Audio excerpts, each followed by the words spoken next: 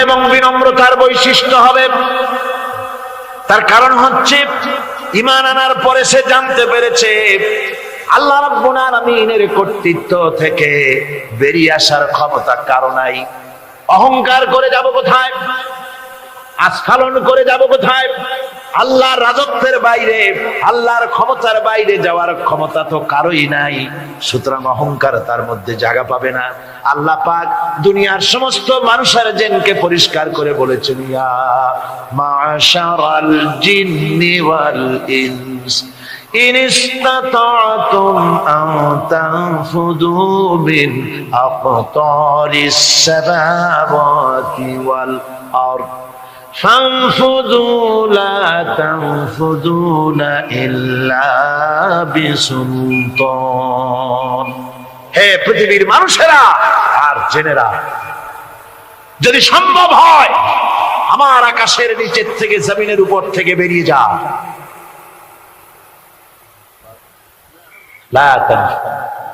বেরিয়ে যেতে পারবে না। আমি আকাশ এবং জমিন থেকে যদি সম্ভব করতে পারো বেরিয়ে যা। আর যদি কোনো আকাশ থাকে তার নিচে যা, আর যদি কোনো জমিন থাকে তার উপরে যাও। এমন দেশ যদি পাও যেখানে আমার আলো ছাড়া কোনো আলো আছে, আমার বাতাস ছাড়া কোনো বাতাস আছে, আমার চাঁদ সূর্য ছাড়া কোনো চাঁদ সূর্য আছে, যাও সেখানে। আল্লাহ রাব্বুল আলামিন বলেন নাই এরকম যাওয়ার কোনো উপায় নাই। আমি আল্লাহ রাব্বুল আলামিন আকাশ আর জমিন দিয়ে প্যাকেট করে রেখেছি, আটকায় রেখেছি। আমার রাজত্ব থেকে, আমার ক্ষমতা থেকে, আমার কর্তৃত্ব থেকে বেরিয়ে যাওয়ার ক্ষমতা কোনো মানুষের নাই, কোনো জিনের নাই, কোনো প্রাণীর নাই। সুবহানাল্লাহ। মানুষ হচ্ছে অহংকার কিসের হবে? তোমরা হচ্ছ ফকির। আল্লাহ পাক বলছেন ওয়াল্লাহুল গনিয়্যু ওয়া আনতুমুল ফুকারা। আল্লাহ হচ্ছেন গনি। আল্লাহ কি? গনি, বেনিয়াজ, বেপরোয়া। ফাআলুল লিমা ইউরিদ, যা খুশি তাই করে, কারো মুখাপেক্ষী তিনি নন।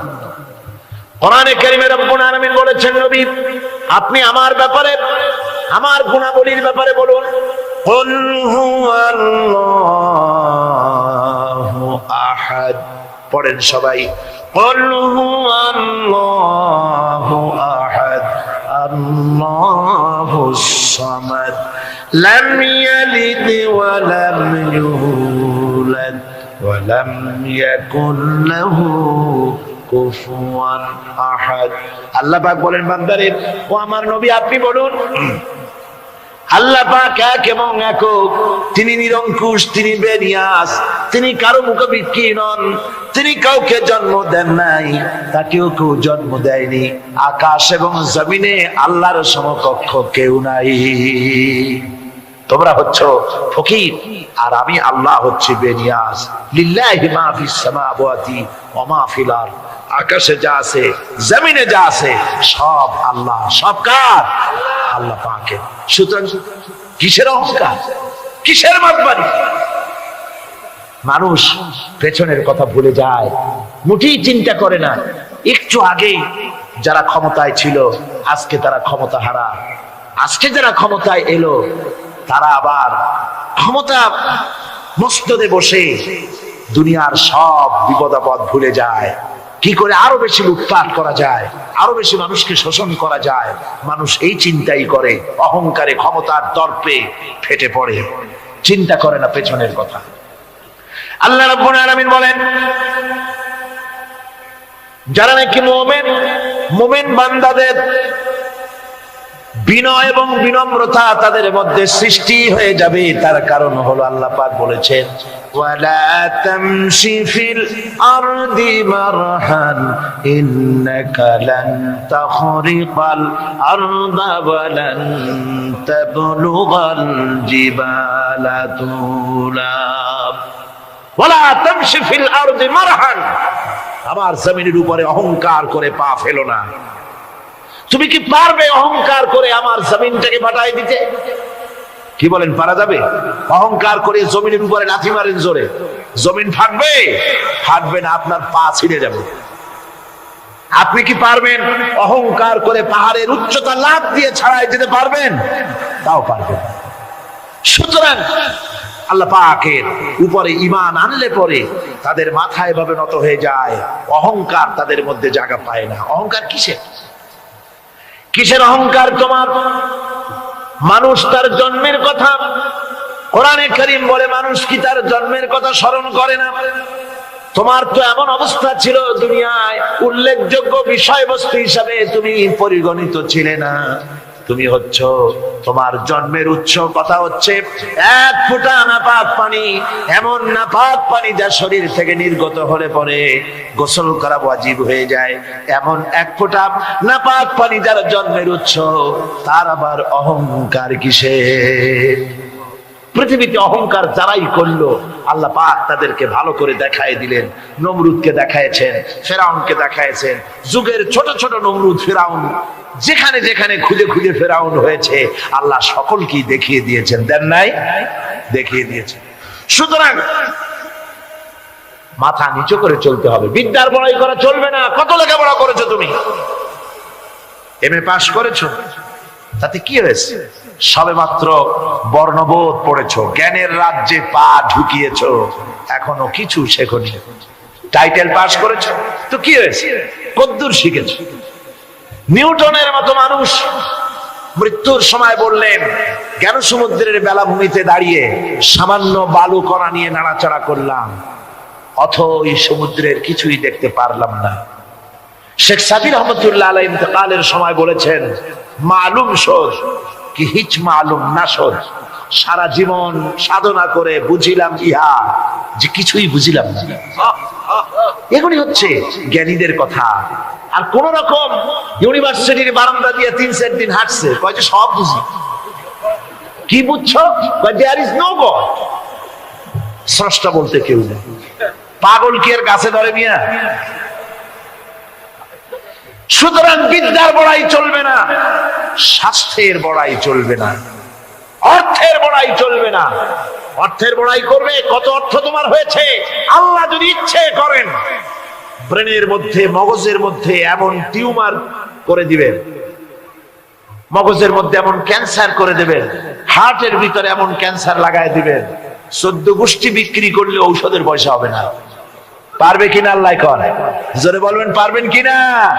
এমন বহুত অসুখ আছে ডাক্তাররা বোঝেই না ঔষধ দেবে কি, কি রোগ ডাক্তাররাই বোঝেন।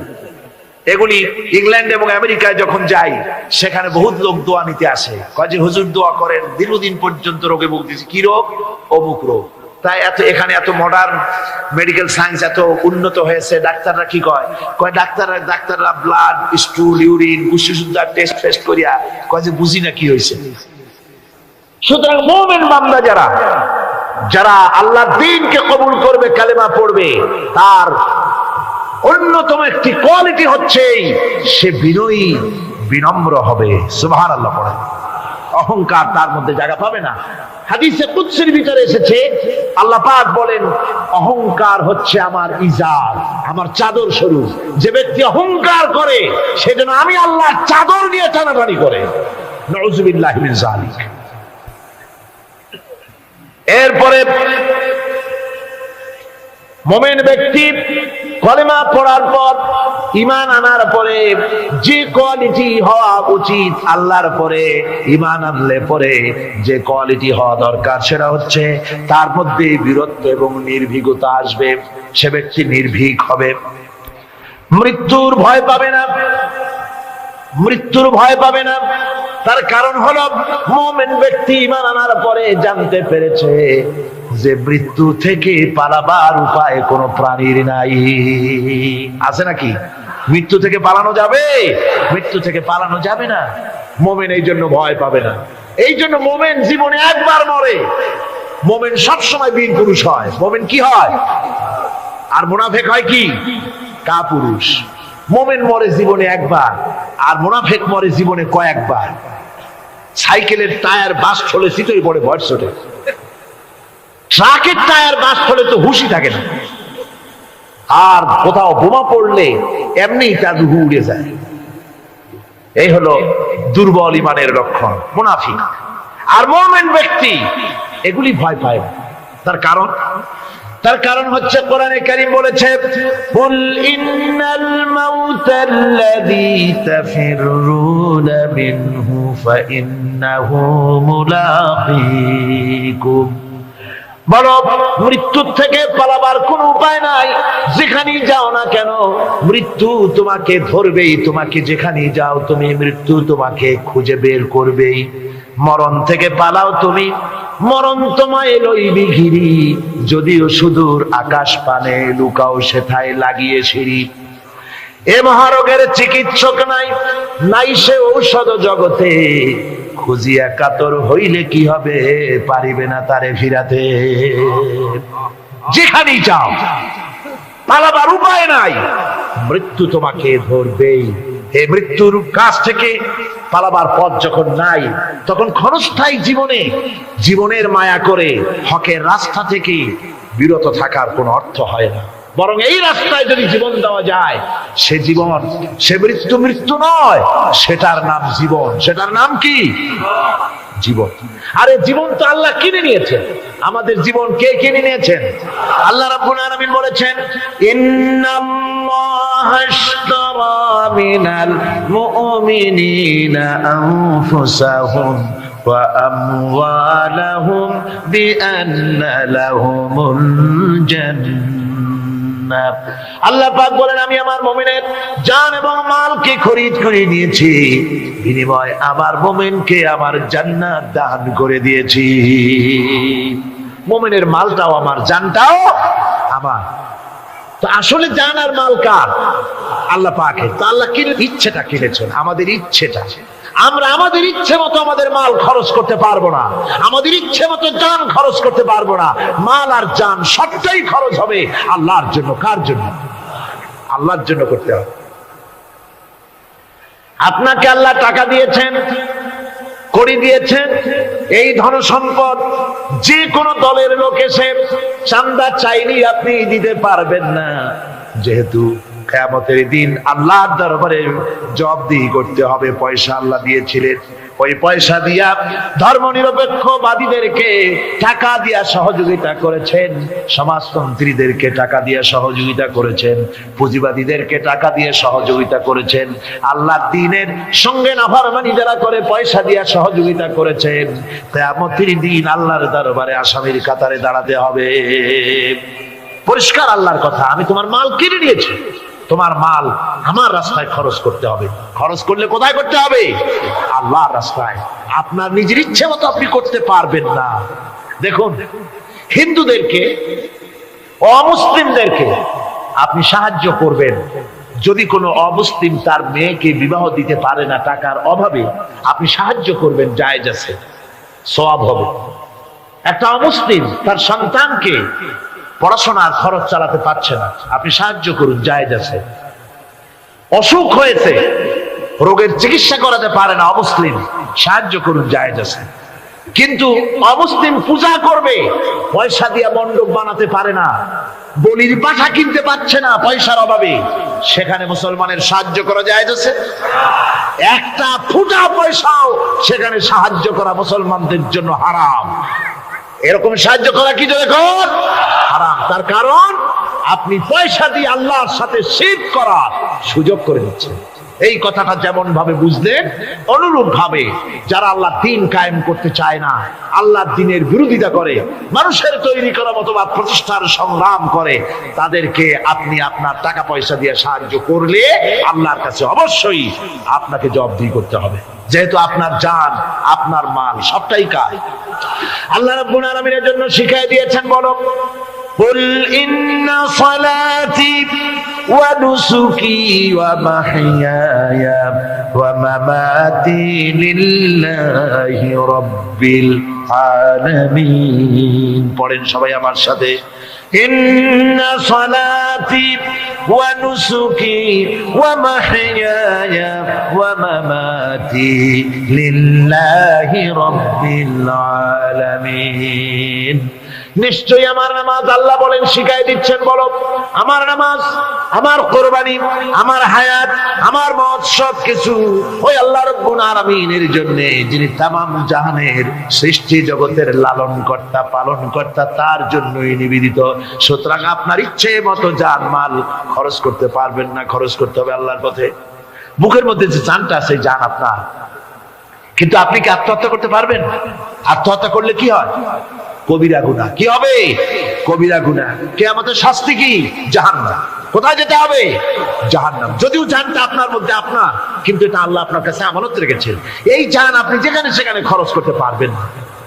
আপনার এই জানটা নিয়ে মানুষের তৈরি করা মতবাদের আন্দোলনে সংগ্রাম করে জানকে ক্ষতিগ্রস্ত করতে পারবেন না। ওই রাস্তায় মরবেন তো জাহান্নামে যেতে হবে।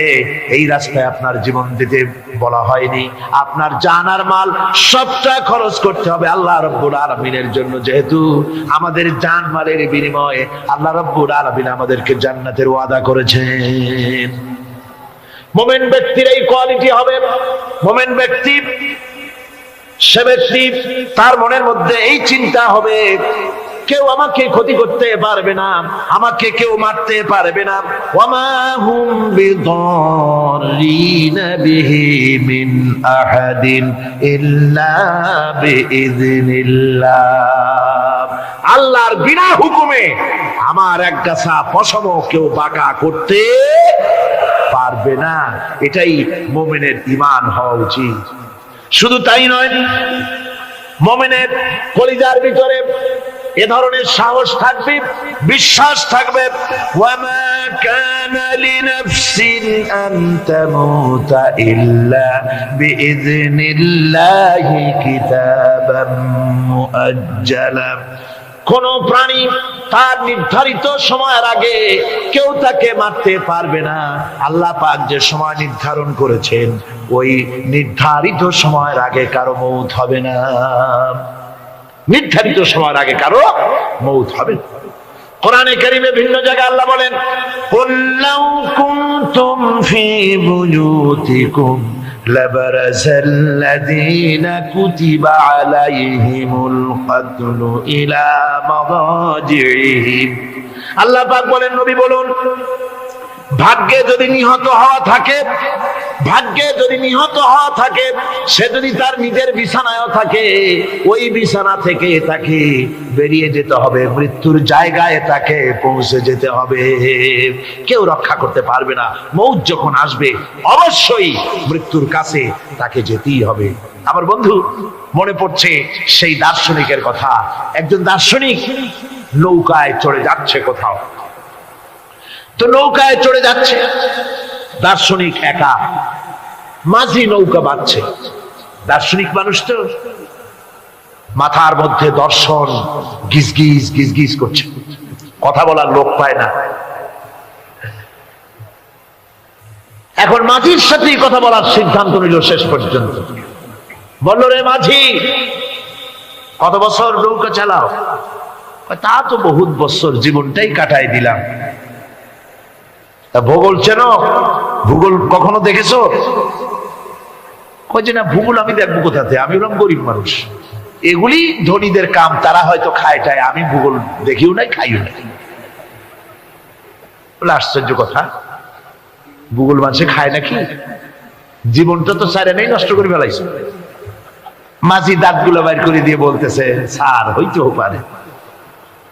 কিছুক্ষণ পর দার্শনিক বলছে, এই বেটা, দর্শন বোঝো?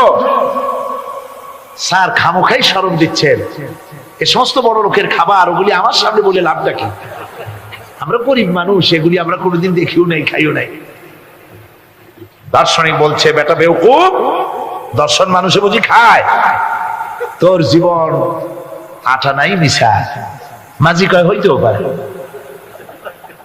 এবার দার্শনিক বলছে, এই বেটা, কিছুই তো জানো না, খালি দাব বাইর করো। ইতিহাস চেনো? মাঝি বলছেন, স্যার এইবার একটা কথা বলছেন যেটার সাথে কিছুটার মিল আছে, আমি খাইছি। সেটা হচ্ছে, বাপ গরিব ছিলেন, কিন্তু মাঝে মধ্যে শীতের মৌসুমে পাতিহাঁস জবাই করে আমরা খাইতাম। আর বিবাহের সময় শ্বশুর বাড়ির আজহার জবাই করে খাওয়াইছিল, কিন্তু ইতিহাস তো খাই নাই, ওইটা কোথায় পাওয়া যায়? দার্শনিক বলছে, বেকুব বেটা, ইতিহাস আর পাতিহাস বুঝি এক, তোর জীবন তো 12 আনাই মিছা। মাঝি কয় হইতেও পারে। কিছুক্ষণ পর উত্তর দিকে কালো মেঘ উঠেছে, আকাশ থমথমে ভাব, নদীর ভিতরে তুফান সৃষ্টি হয়েছে।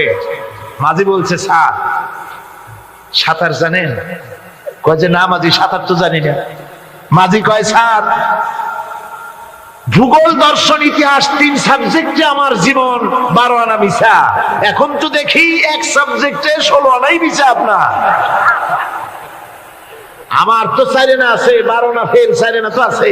ওই 4 আনা দিয়ে আমি সাতরাইয়া কেনারায় উঠে যাব, আর ইতিহাস, দর্শন, পাতিহাস খাইয়ে ডুবে মরো মিয়া। এবার দার্শনিক বলছে, আরে মাঝি, মানুষকে এরকম নৌকো ডুবে মরে নাকি? কয় মরে না। আমার বাপ এই নৌকার মাঝি ছিল, তারপরে এই নৌকা বাইতে বাইতে আমার বাপ এই নৌকার মধ্যে মরছে ডুবে। আচ্ছা, তোমার দাদা? আমার দাদাও মাঝি ছিল, এই নৌকা বাইতে গিয়ে সেও মরছে। তোমার নানা? আমার নানাও এরকম নৌকা বাইয়া এরকম মাঝি হয়ে মরছে। দার্শনিক কয়, তুমি তো দারুণ বেহায়া, যে নৌকায় তোমার বাপ মরলো, দাদা মরলো, সেই ব্যবসা তুমি ছাড়তে পারো না, তুমি তো দারুণ বেহায়া। মাঝির বুদ্ধি কম না। মাঝি কয় যে, স্যার আপনার বাপ জিন্দা আছেন? কয় না, মারা গেছেন। কোথায় মরছে? ঘরের মধ্যে খাটের উপরে চিত হইয়া আরামসে মারা গেছেন। আপনার দাদা?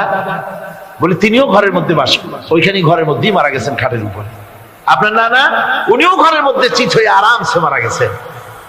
মাঝি কয় যে, আপনিও তো বেশরম কম না, যে ঘরের মধ্যে আপনার দাদা মরলো, নানা মরলো, গোষ্ঠী মরলো, সেই ঘরটা তো এখন আপনি সারতে পারেন নাই। এর দ্বারা মাঝি বুঝাইতে চাইল এই কথা, দার্শনিক সাহেব, মৃত্যুর জন্য সময় হলো আসল কথা।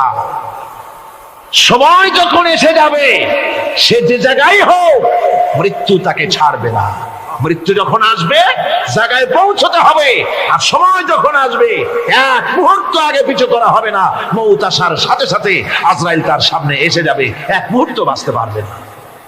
সুতরাং মুমিন ব্যক্তি, তার দিলের মধ্যে মৃত্যু সম্পর্কে কোন ধরনের ওই ধরনের চিন্তা থাকবে না, পরানটা নিয়ে কোন রকম নিবাসী এরকমের চিন্তা থাকবে না।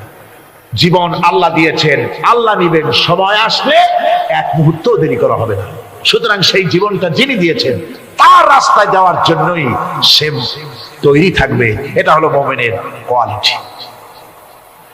আমার বন্ধুগণ, এরপরে মুমিনদের ভিতরে আরেকটা জিনিস হবে, সেটা হচ্ছে মুমিন কখনো হতাশ হবে না, নিরাশায় তার মন ভেঙে যাবে না। হতাশা মুমিনের কলিজাকে কখনো ছোট করে দিবে না, আন্দোলন থেকে তাকে বিরত রাখবে না। অন্ধকার দেখবে, চতুর্দিকে অন্ধকার মেঘাচ্ছন্ন, চতুর্দিক থেকে মেঘ জমে আসতেছে, মনে হবে যেন আর ফজর হবে না, কিন্তু একটু পরে দেখা যাবে এই মেঘের ঘন ঘটা দূর হয়ে গিয়ে সকালবেলায় আকাশে আবারও সূর্য উদিত হয়েছে, ঠিক না? সুতরাং মুমিনের হতাশ হওয়ার কোনো কারণ নাই। হতাশ হয় কারণ কোরআনে কারীমের মধ্যে বলা হয়েছে, ওয়া ইয়াকুনাতু মির রাহমাতি রাব্বিহি ইল্লা দাল্লুন। কেবলমাত্র পথভ্রষ্ট লোকেরাই, কেবলমাত্র গোমরাহ লোকেরাই তারাই নিরাশ হয়, হতাশ হয়। ঈমানদার লোক কখনো হতাশ হয় না, তার ঈমানে, তার আশায় বুক বেঁধে সাহসের সঞ্চার করে দেয়। কারণ সে তো জানে, আল্লাযী খালাকানি ফাহুয়া ইয়াহদিন, আল্লাহ আমাকে সৃষ্টি করেছেন, আমার হেদায়েত তিনি দিয়েছেন, পথ তিনি দেখিয়েছেন। আল্লাযী হুয়া ইউতঈমুনি ওয়া ইয়াসকিন, আমি যখন ক্ষুধার্ত হই, ওই আল্লাহই আমাকে খাওয়ান, আমি যখন তৃষ্ণার্ত হই, তখন আল্লাহই আমাকে পান করান। ওয়া ইযা মারিদতু ফাহুয়া ইয়াশফিন, আর যখন আমি অসুস্থ হই, ওই আল্লাহ আমাকে রোগ মুক্ত করেন। সুবহানাল্লাহ। দেখেন হযরত আইয়ুব আলাইহিস সালাম, সব কোরআনের মধ্যে আছে, আল্লাহ পাক সব বলে দিয়েছে। আমাদের মধ্যে অনেকের রোগ হলে কয় যে এত নামাজ রোজা করি আর রোগে আমারই পাইলো, বলে না এরকম? নামাজ রোজা করি, দান সদকা করি, হজ করি, আর আমার এই রোগটাই পাইলো, এই রোগ সারি না। আশ্চর্য কথা, রোগ দিয়ে আল্লাহ মানুষের ঈমান পরীক্ষা করেন। ধৈর্য ধরতে হবে। হযরত আইয়ুব আলাইহিস সালামের রোগ হলো 18টি বছর পর্যন্ত রোগে ভুগলেন। 18 বছর শরীর পচে যেতে লাগলো, বিবি বাল বাচ্চা সব তার কাছ থেকে ছড়ে গেল। গ্রামের লোকেরা তাকে তাড়াই দিল, জঙ্গলের ভিতরে তিনি কাটাতে লাগলেন। এরপরে তিনি কষ্টে অস্থির হয়ে গেলেন, কোন শিকায়েত আল্লাহর দরবারে তোলেন নাই। বলেছেন, আয় আল্লাহ পাক, আমি দারুণ ভাবে রোগগ্রস্ত হয়ে পড়েছি, আর তুমি রহমান রহিম। হযরতে আইয়ুব আলাইহিস সালাম 18টি বছর রোগ ভোগ করার পর যখন তিনি লক্ষ্য করলেন শুধু শরীরের ভিতরেই পোকা না, এবার পোকা জিহ্বার মধ্যে শুরু হয়ে গেছে, জিহ্বায় পোকা ধরেছে, গায়ের গোশতে পোকা, পুষ পোকা, পচে পচে শরীর পড়তেছে, জিহ্বার মধ্যেও পোকা হয়ে গেছে। হযরত আইয়ুব আলাইহিস সালাম এবার আল্লাহর দরবারে হাত তুলে বলেন, রব্বুল আলামিন, এতদিন কোনো কথা বলি নাই, 18টি বছর পর্যন্ত হাসি মুখে আমি সহ্য করে চলছি, তুমি রোগ দিয়েছো বলার আমার কিছুই নাই, কিন্তু এবার অবশ্যই শিকায়েত করব, যেহেতু আমার জিহ্বায় পোকা ধরেছে, মাবুদ আমার জিহ্বায় পোকা দিও না, আমার জিহ্বায় যদি পোকা হয়ে যায় তাহলে তোমার মতো আল্লাহর জিকির আমি কি দিয়া করব? আয় আল্লাহ, জিহ্বাটা সুস্থ রাখো যাতে করে তোমার জিকির করতে পারি। সুবহানাল্লাহ। আমার আল্লাহ রাব্বুল আলামিন পরিষ্কার করে কোরআনে কারীমের মধ্যে বলে দিলেন, আমি আইয়ুব আলাইহিস সালামের আইয়ুবের রোগ মুক্ত করে দিলাম এবং তার হারানো সব সম্পদ আমি তাকে দান করে দিলাম। মুমিন বান্দা যারা, তারা রোগে শোকে ভাবে কাতর হবে না, নিরাশ হবে না, মনে করবে আল্লাহ রাব্বুল আলামিন আমাকে পরীক্ষা করছেন, এরপরে নিয়ামত আসবে, হতাশা তাকে পেয়ে বসবে না। দেখেন ইউসুফ আলাইহিস সালাম, তাকে কুয়ার মধ্যে ফেলে দিল কারা? ভাইরা কুয়ার মধ্যে ফেলে দিল। কুয়ার মধ্যে ফালানো হয়েছে, ভাইরা মনে করলো এটা মরণ কুয়া, এটা মৃত্যু কূপ, এখানে ইউসুফ আলাইহিস সালাম শেষ হয়ে যাবে। কিন্তু ওই 11 ভাইরা জানতো না এটা মৃত্যু কুয়া নয়, এটা হচ্ছে একদিকে কুয়ার মুখ আর একদিকে মিশরের সিংহাসন। এটা কেনানের কুয়ার মধ্য থেকে ইউসুফ আলাইহিস সালাম ঢুকলেন, এটা একটা টানেল, সুড়ঙ্গ পথ, কুয়ার এক মাথা দিয়ে ঢুকলেন, আর এক মাথা দিয়ে মিশরের সিংহাসন দখল করলেন। সুবহানাল্লাহ। আল্লাহ কোথা থেকে কোথায় নিয়ে গেলেন। হযরতে ইয়াকুব আলাইহিস সালাম সন্তানের শোকে অস্থির হয়ে গেলেন, সন্তানের শোকে অস্থির হয়ে গেলেন, কিন্তু তিনি নিরাশ হন নাই, হতাশ হন নাই। তিনি বলেছেন, ফাসাবরুন জামিল আসাল্লাহু আইয়াতিয়ানি বিহিম জামিআন ইন্নাহু হুয়াল আলিমুল হাকীম। ফাসাবরুন জামিল, আমি উত্তম ধৈর্য ধারণ করব এবং আমি আশা করি অতি শীঘ্র আল্লাহ রাব্বুল আলামিন আমার যা আমি হারিয়েছি আমাকে আল্লাহ পাক মিলাই দিবেন। সুবহানাল্লাহ বিহামদিহি। আর আল্লাহ পাক হযরত ইয়াকুব আলাইহিস সালামের কাছে হযরত ইউসুফকে মিলাই দিলেন। সুবহানাল্লাহ বিহামদিহি। সুতরাং মুমিন ব্যক্তি কখনো নিরাশ হবে না, হতাশা নিরাশায় তার মন ভেঙে দেবে না। দেখা যাচ্ছে ইসলামী আন্দোলন আর বুঝি রইল না, বুঝি শেষ হয়ে গেল। চতুর্দিক থেকে বন্য হায়নারা অস্ত্র নিয়ে, বিদেশি টাকা নিয়ে, সম্পদ নিয়ে চতুর্দিক থেকে হামলা শুরু করেছে, আর বাঁচার পথ নাই। ইসলামী আন্দোলন বুঝি শেষ না। মুমিন যারা, তারা হতাশায় ভোগে না। কি বলেন? হতাশায় ভোগে? মোটেই হতাশায় ভোগে না। তারা মনে করে নিশ্চয়ই এর ভেতরে রয়েছে কল্যাণ। এর মধ্যে কি রয়েছে? আমরা দেখতে পাই হযরত ইউনূস আলাইহিস সালাম মাছে তারে গিলে ফেলে দিল। হতাশায় তিনি হার্ট ফেল করেন নাই। মাছের পেটের মধ্যে যদি কেউ চলে যায়, বেরিয়ে যাওয়ার জন্য কোনো ব্যাকডোর আছে নাকি? কোন পালাবার কোন রাস্তা আছে? মাছের পেটের জানালা দরজা আছে কিছু? কিছুই নেই। তিনি হতাশ হলেন না। মাছের পেটের ভেতরে বসে হযরত ইউনূস আলাইহিস সালাম বুক ভরা আশা নিয়ে আল্লাহর দরবারে তিনি ঘোষণা করলেন, লা ইলাহা ইল্লা আনতা সুবহানাকা ইন্নী কুনতু মিনাজ জালিমিন। পড়েন না সবাই, লা ইলাহা ইল্লা আনতা সুবহানাকা ইন্নী কুনতু মিনাজ জালিমিন।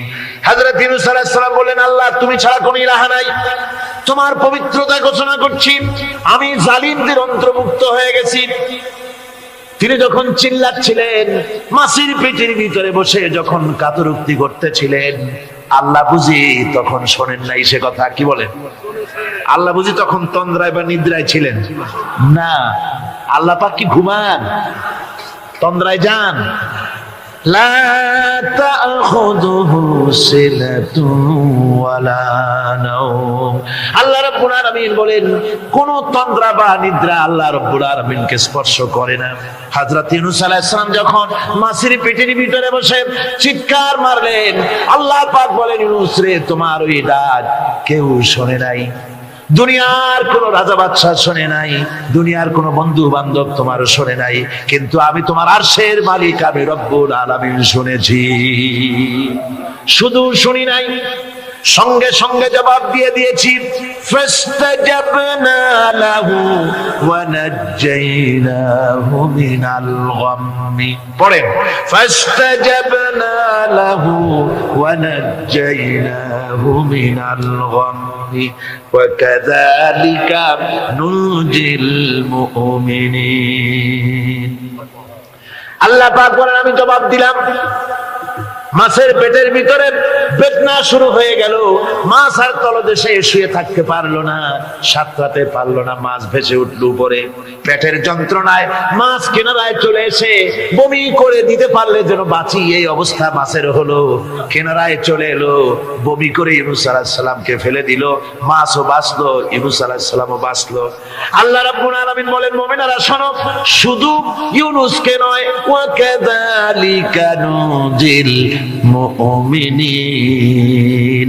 এইভাবে করে মুমিন বান্দারা যদি আমাকে ডাকে, আমার কাছে যদি হাত ফাইলায়, আমি আল্লাহ রাব্বুল আলামিন মুমিনদের এভাবে মুক্ত করে দেই। আল্লাহ পাক বিপদ মুক্ত করে দেন। ওমান ইয়াত্তাকিল্লাহা ইয়াজআল লাহু মাখরাজা। আল্লাহকে যে ভয় করে, আল্লাহ তার জন্য রাস্তা খুলে দেন। জোরে কোন সুবহানাল্লাহ। দেখেন, ইউসুফ আলাইহিস সালাম, জুলাইখা তাকে আটকায় ফেলেছে ঘরের মধ্যে, তালা দেওয়া, খিল দেওয়া, সিটকানি মারা, পালাবার পথ নাই, চতুর্দিকে উলঙ্গ নগ্ন চিত্র। আর এই সুন্দরী যুবতী নারী জুলাইখা তার প্রেম নিবেদন করেছে হযরত ইউসুফের কাছে। যৌবনে ভরা, টকবগে যৌবনের যুবক হযরত ইউসুফ আলাইহিস সালাম, সৌন্দর্যের পিরামিড, বাঁচার কোনো পথ নাই জুলাইখার কুপ্রবৃত্তি চরিতার্থ করে দেওয়া ছাড়া। কিন্তু হযরতে ইউসুফ আলাইহিস সালাম আল্লাহ রাব্বুল আলামিনকে ডাকলেন, হতাশায় ভেঙে পড়লেন না, আল্লাহকে ভয় করলেন, আল্লাহকে ডাকলেন। আল্লাহকে ডেকে, আল্লাহকে ভয় করে তালাবদ্ধ দরজার দিকে যখন দৌড় মারলেন, রব্বুল আলামিন আপন কুদরতে দরজার তালাগুলি খুলে দিলেন। ভাইরা আমার, এভাবে করে মুমিনেরা কখনো হতাশ হয় না। ফাইন্না মাআল উসরি ইউসরা, ইন্না মাআল উসরি ইউসরা। মনে রাখতে হবে, দুঃখ কষ্টের সাথে থাকে সুযোগ সুবিধা, আর প্রত্যেক অসচ্ছলতার সাথে থাকে উদার সচ্ছলতা। এর কোনো বিপরীত কখনই হয় না। আল্লাহ রাব্বুল আলামিন এইভাবে করে মুমিনদেরকে বলেছেন যেন তারা হতাশায় ভেঙে না পড়ে। আমার বন্ধুগণ, মানুষ হতাশায় যেন না ভাঙে। গুনাহ করেছে, গুনাহ করার কারণে কোন মুমিন যেন হতাশায় ভেঙে না পড়ে, সেই জন্য আল্লাহ তাকে বলেছেন, লা তাকনাতু মির রাহমাতিল্লাহ। বান্দারে, আমার রহমত থেকে মায়ুস হইস না, নিরাশ হইস না। আমি রহমান, আমি রহিম। জোরে কোন সুবহানাল্লাহ। আমার বন্ধু, আপনারা কোন পৃথিবীতে কে আছে এমন, কোন সত্তা আছে এমন যে অপরাধীকে দেখে বলে, আয় তোরে মাফ করে দেব? আছে কেউ এমন? বাপও বলে না। বাপও ছেলে যদি অপরাধ করে দেখে বলে না, আয় মাফ করে দিই। অবশ্য মন চায় ছেলে মাফ চাক, তাহলে মাফ করে দিব। মাপ না চাও পর্যন্ত বাপেও ডাকে না, মাও ডাকে না, যে অপরাধ করেছিস আয় মাফ করে দি। জোরে বলেন, কেউ বলে? আকাশ ও জমিনে একমাত্র মেহেরবান সত্তা আমার রব্বুল আলামিন। মানুষ যখন গুনাহ করে রব্বুল আলামিন বলে, বান্দারে গুনাহ করেছিস আমার সামনে আয়, গুনাহ মাপ চা, চোখের পানি ফেলাম। যত বড় গুনাহ তোর হোক না কেন আমি রব্বুল আলামিন তোর গুনাহ খাতাকে মাফ করে দেব। কিভাবে মাফ করব? মানুষ যদি কোনো অন্যায় করে, অপরাধ করে, চুরি করে, ডাকাতি করে, পুলিশ তাকে অ্যারেস্ট করে, থানায় তার নাম লেখা হয়ে যায়, কয়েক বছর জেল খাটার পরে মুক্ত হলো, কিন্তু থানার ব্ল্যাক লিস্টে দাগি খাতায় যে নাম থাকলো ওই নাম কাটা যায় না। আবার অপরাধ করলো, আবার জেল হলো, আবার মুক্ত হলো, থানায় আরেকবার নাম লেখা হলো। যতবার অপরাধ করবে ততবার থানায় নাম লেখা যাবে, জেল খাটবে, জরিমানা দেবে, কিন্তু কালো খাতা থেকে তার নাম মোছা হবে না। আল্লাহ রাব্বুল আলামিনের অফিসের কাণ্ড ভিন্ন। কোন মানুষ যদি অপরাধ করে, গুনাহ করে যদি রব্বুল আলামিনের দরবারে বিনীতভাবে মাপ চায়, আল্লাহ রাব্বুল আলামিন বলেন, শুধু গুনাহ মাফ করি না, গুনার খাতা থেকেও নামটা আমি আল্লাহ তোমার মুছে ফেলে দেই। গুনাহ আমার কাছে মাপ চাও, আমি আমাকে ডাকো, আমি তোমার কাছে আছি। وَإِذَا سَأَلَكَ عِبَادِي عَنِّي فَإِنِّي قَرِيبٌ।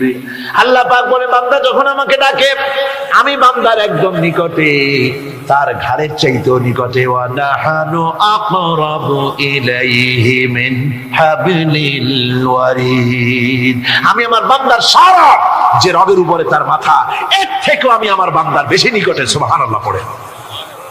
আমি তোমার কাছে, আমার কাছে মাপ চাও, যত বড় গুনাহ হোক। ওয়াকালা রাব্বুকুম উদউনি আস্তাজিব লাকুম। তোমার প্রভু তোমাকে ডেকে বলেছে আমাকে ডাকো, আমি মাফ করে দেব। সুবহানাল্লাহ। কত বড় কথা, আমাকে ডাকো, নিরাশ হয়েও না, হতাশ হয়েও না। আল্লাহর গজব বেশি না রহমত বেশি? আল্লাহর রহমত বেশি। হাদিসে কুদসির ভিতরে এসেছে, আল্লাহ পাক বলেছেন, কোন বান্দা যদি আমার দিকে এক বিগত অগ্রসর হয়, আমার রহমত তার দিকে এক হাত এগিয়ে যায়। কোন বান্দা যদি আমার দিকে হেঁটে আসে, আমার রহমত তার দিকে দৌড়ে যায়। বান্দা যখন আল্লাহর দরবারে দুহাত উঁচু করে চোখের পানি ফেলে দেয়, মুসলিম শরীফের হাদিসের ভিতরে এসেছে, গভীর রাত্রে, রাতের তৃতীয় অংশে আল্লাহ রাব্বুল আলামিন প্রথম আকাশে আসেন আর ডেকে বলেন, পৃথিবীতে আছো নাকি কেউ গুনাহ করে জীবন বরবাদ করে দিয়েছো, আমার কাছে মাপ চাও। ঋণগ্রস্ত আছো, অসুস্থ আছো, অপমানিত আছো, কে আছো মাজলুম, আমাকে ডাকো, আমার কাছে বলো, আমি ডাকের সাড়া দেব, জীবনের আশা পূরণ করে দেব। ওই সময় যেই সমস্ত লোকেরা কাঁদে তাহাজ্জুদের নামাজ পড়ে, আল্লাহ জিজ্ঞেস করেন ফেরেশতারা, অমুক অমুক দেশে অমুক অমুক বান্দারা কাঁদে কেন? ফেরেশতারা বলে, রব্বুল আলামিন তুমি তো ভালো করে জানো। আল্লাহ বলেন, জানি, তবু তোমাদের মুখে শুনতে চাই। তারা বলে, রব্বুল আলামিন তোমার এই বান্দা গুনাহ করেছে, গুনাহর জন্য মাপ চায়, জাহান্নাম থেকে বাঁচতে চায়। আল্লাহ পাক বলেন, ফেরেশতারা আমার এই বান্দারা আমারে দেখেছে নাকি? বলে, দেখে নাই। বলে, আমার দোজখ দেখেছে নাকি? বলে, না, তাও দেখে নাই। আমার বেহেশত দেখেছে নাকি? বলে, না, তাও দেখে নাই। আল্লাহ পাক বলেন, ফেরেশতারা সাক্ষী থাকো, ওরা আমাকে দেখে নাই, আমার বেহেশত দোজখ কিছুই দেখে নাই, শুধুমাত্র আমার নবীর কথা, আমার কোরআনের কথা বিশ্বাস করে আরামের ঘুমকে হারাম করে যেভাবে তারা কাঁদতেছে, সাক্ষী থেকে যাও ফেরেশতারা, আবার রহমতের দরিয়ায় জোশ মেরেছে আমার ওই ক্রন্দনরত বান্দাগুলিকে আমি আল্লাহ মাফ করে দিলাম। সুতরাং মুমিন বান্দা যারা, আল্লাহর মুমিন বান্দা যারা, এই ইমানের কোয়ালিটি, এটাও হতাশায়, নিরাশায় ভেঙে পড়বে না। গুনাহ তো মানুষই করে, গুনাহ হয়ে গেছে, মাপ চাও। তোমার গুনাহ কদ্দূর? তোমার গুনাহ যদি হয় পাহাড় সমান, আল্লাহর রহমত আকাশ সমান। জাহান্নামের কঠিন শাস্তি থেকে বাঁচতে হলে আল্লাহর প্রতি ঈমান আনতে হবে। আর ঈমান আনলে যে কোয়ালিটি গুলি হওয়া উচিত, সেগুলি আমি আপনাদের সামনে আলোচনা করছি। এরপর আরেকটি কোয়ালিটি হবে মুমিনের, তা হলো কঠোর কঠিন বিপদে অবিচল থাকবে, বিপদে ভেঙে পড়বে না। বিপদ আপদ, শত্রুতা, ক্ষয় ক্ষতি যা কিছু হয় সবই আল্লাহর পক্ষ থেকে, এটা মেনে নিতে হবে এবং ধৈর্য ধারণ করতে হবে। বিপদ মুসিবত শুধু উম্মতের জন্য নয়, দুনিয়ার সমস্ত নবীদের বিপদ এসেছে। হয় নাই নবীদের বিপদ আসে নাই? কোরআনে কারীম থেকে শুনুন, আল্লাহ রাব্বুল আলামিন বলেন, ওয়া কাযালিকা জাআলনা লিকুল্লি নাবিয়্যিন আদুওয়াম মিনাল মুজরিমিন। আল্লাহ পাক বলেন, এমনি করে আমি সকল নবীদের শত্রু বানিয়ে দিয়েছি সব পাপিষ্ঠ আর অপরাধ প্রবণ লোকদেরকে। প্রত্যেক যুগে নবীদের শত্রু ছিল, প্রত্যেক যুগে নবীদের কি ছিল? শত্রু ছিল। সে শত্রু কারা ছিল? আল্লাহ পাক বলছেন নবীদের শত্রু ছিল পাপিষ্ঠ আর অপরাধ প্রবণ লোক, এরাই ছিল নবীদের দুশমন। রাসূলগণের অবস্থা যদি এই হয়, তাহলে তার উম্মত, ওই দিনের ধারক বাহক যারা, তাদের বুঝি বিপদ আপদ হবে না নাকি? হবে কিনা? তো ইসলামের বিরোধিতা যারা করে, কোরআনের পরিভাষায় বলা হয়েছে ইসলামের দুশমন, নবীদের দুশমন।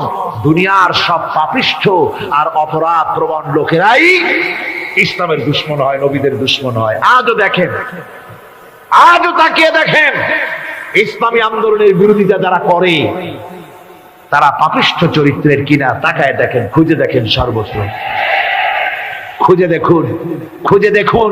যারা ইসলামী আন্দোলনের বিরোধিতা করে, যারা ইসলামকে মিটিয়ে দেওয়ার চেষ্টা করতেছে, যারা ইসলামকে মৌলবাদ বলে, ইসলামকে সাম্প্রদায়িক বলে, কোরআনে কারীমের কথা কত স্পষ্ট যে নবীদের দুশমন হয়, ইসলামের দুশমন হয় মুজরিম লোকেরা, অপরাধ প্রবণ আর পাপিষ্ঠ লোকেরা। আজও আমরা দেখতে পাই এই শ্রেণীর লোকেরা পাপিষ্ঠ এবং সবচেয়ে সমাজের নিকৃষ্ট ধরনের চরিত্রহীন লোক। নামাজ নাই। আপনি খুঁজে দেখেন ইসলামী আন্দোলনের বিরোধিতা যারা করছে, যারা নেতৃত্ব দিচ্ছে, নামাজ নাই, রোজা নাই, চরিত্র নাই, হজ নাই, যাকাত নাই, মদ, জুয়া, জেনা, ব্যভিচার ইত্যাদিতে লিপ্ত। চেহারা দেখলে ছেলেপেলেরা 2 গ্লাস পানি খায় ভর ছোট। কথা ঠিক কিনা কর? এই হলো অবস্থা। মারে কেন? মুমিনদেরকে, পয়গম্বরদেরকে, সাহাবীদেরকে এবং ঈমানদারদেরকে মারে কেন? তার কারণ হচ্ছে আল্লাহ রাব্বুল আলামিন বলেছেন, ওয়া মা নাকামু মিনহুম ইল্লা আইয়ুমিনু বিল্লাহিল আজিজিল হামিদ। কাফিররা ঈমানদার লোকদেরকে অন্য কোন অপরাধী নির্যাতন চালায় না, নির্যাতন চালায় শুধু এই কারণে যেহেতু মুমিন লোকেরা পরাক্রমশালী, আল্লাহ রাব্বুল আলামিনের দ্বীনকে কায়েম করতে চায়, তার উপরে ঈমান এনেছে, এই কারণেই তারা মারে। ঠিক কিনা কর? যুগে যুগে নবীদের উপরে, সাহাবীদের উপরে যে অত্যাচার হয়েছে, সে অত্যাচার এই কারণেই হয়েছে, অন্য কোনো কারণে নয়। এই কঠিন বিপদে অবিচলতা এবং ধৈর্যের দৃষ্টান্ত নবীগণ পেশ করেছেন পৃথিবীর বুকে। আমরা দেখেছি ইব্রাহিম আলাইহিস সালামকে আগুনে ফেলানো হয়েছে, আছে না কোরআন শরীফে? আমি কিন্তু গল্প করতেছি না, সব কোরআনের কথা। কিসের কথা? ইব্রাহিম আলাইহিস সালামকে আগুনে ফেলানো হচ্ছে। অপরাধ কি? অপরাধ হচ্ছে হযরত ইব্রাহিম আলাইহিস সালাম দাওয়াত দিয়েছেন, লা ইলাহা ইল্লাল্লাহ। জোরে পড়েন, লা ইলাহা ইল্লাল্লাহ, লা ইলাহা, লা ইলাহা ইল্লাল্লাহ মুহাম্মাদুর রাসূলুল্লাহ। হযরত ইব্রাহিম আলাইহিস সালাম দ্বীনের দাওয়াত দিয়েছেন, এক আল্লাহর দাওয়াত দিয়েছেন, ঈমানের দাওয়াত দিয়েছেন। আর কোন অপরাধ ছিল না। নমরুদ সহ্য করতে পারলো না। কোরআনে কারীমের মধ্যে সব কথাগুলি আল্লাহ পাক এই জন্য বিধৃত করেছেন, এই জন্য কোরআনে কারীমের মধ্যে সব কথা উঠায় দিয়েছেন, যাতে করে মুমিনেরা বিপদ আসলে পরে যেন ঘাবড়ে না যায়। ইব্রাহিম আলাইহিস সালামকে আগুনে ফেলানো হচ্ছে। ফেরেশতা বলছে, ইব্রাহিম তোমারে আগুনে ফেলায় দেওয়া হতেছে, আমার কাছে সাহায্য চাও, আমার কাছে ক্ষমতা আছে, আগুনগুলো উঠায় নমরুদের বংশ জ্বালায় দেব। হযরত ইব্রাহিম ফেরেশতার কাছে সাহায্য চাইছিলেন নাকি? তিনি বললেন, ফেরেশতা তোমার কাছে সাহায্য কেন চাইব? আমি তো এমন কোন অন্ধ আল্লাহর ইবাদত করি না যেই অন্ধ স্রষ্টা তার গোলামের দুঃখ দুর্দশা না দেখেন। আমি তোমার কাছে সাহায্য চাইব না। হযরত ইব্রাহিম আলাইহিস সালাম পাশ করলেন। কি বলেন, পাশ করছেন না? ঈমানের পরীক্ষায় পাশ। আগুনের মধ্যে হযরত ইব্রাহিমকে যখন ফেলানো হচ্ছে, রব্বুল আলামিন আগুনের প্রতি নোটিশ করে দিলেন, ইয়া নারু কুনি বারদাও ওয়া সালামান আলা ইব্রাহিম। আগুন আমার ইব্রাহিমের জন্য শান্তিদায়ক, ঠান্ডা হয়ে যা। এখন কি আর আগুনের বাপের ক্ষমতা আছে ইব্রাহিমের পোড়ানো? আর ক্ষমতা নাই। আমার বন্ধুগণ, ইব্রাহিম আগুনের ভিতরে আরামে বসা আছেন, আর ওদিকে নমরুদ বসে বসে দেখতেছে দূর থেকে ইব্রাহিম তো জ্বলে না, গায়ের মধ্যে আগুন জ্বলে গেল। ডাক দিয়া কয়, আগুন তোর হলো কি? কেন জ্বালাইতে পারিস না আমার দুশমন রে? হলোটা কি তোর? তোর কি জ্বালানো শক্তি বন্ধ হয়ে গেল নাকি? আগুনের ভিতর থেকে জবাব এলো, নমরুদ রে, আমার ভিতরে জ্বালানো শক্তি আছে কি নাই যদি প্রমাণ করতে চাও, টেস্ট করতে চাও, তুই নিজে আয়, তোরে শুদ্ধ তামাম দুনিয়া জ্বালাই দিতে পারি, ইব্রাহিমের এক গাছা পশমও জ্বালাই দিতে পারি না। তার কারণ হচ্ছে আমি হচ্ছি মাখলুক, আল্লাহ হচ্ছেন খালিক। আল্লাহ আমাকে বলেছেন না জ্বালাতে, তুমি 1000 বার বললেও আমি ইব্রাহিমকে জ্বালাইতে পারবো না। কোরআনে কারিমে ঘটনা বলে মুমিনদেরকে সাহস দেওয়া হচ্ছে, মুমিনেরা দ্বীনের কাজ করতে গিয়ে বিপদ আবাজ আসবে, ঈমানের দাবি হলো বিপদ আসবে, আর বিপদ আসলে ঘাবড়ায় যেও না, মুসিবতে পড়ে চিন্তায় পেরেশানে হয়রান হয়ে যেও না।